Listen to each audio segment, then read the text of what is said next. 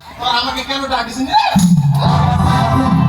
তুই জানিস না প্রত্যেকদিন তোদের ওখানে দাঁড়িয়ে থাকি, সেই জন্য আজকে না পেতে চলে আসছি।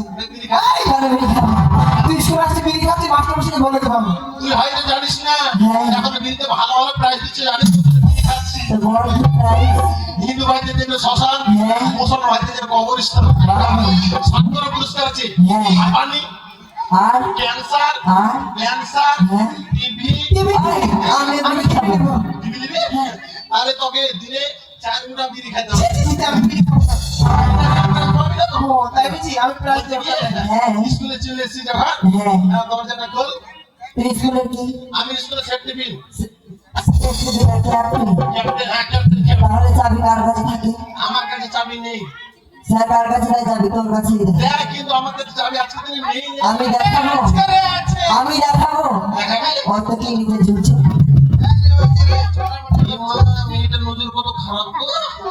দাঁড়া দেখতে দে চাবি আছে কি নাই। হ্যাঁ রে, চাবির আগাটা ধরে নিচ্ছি। একটু দেখতে দিবি চাবিটা? আমাদের গেটটা খুলে আমি তোরা দেখবি? হ্যাঁ আমাদের লজ্জা করে না সকালবেলা কত নেটে?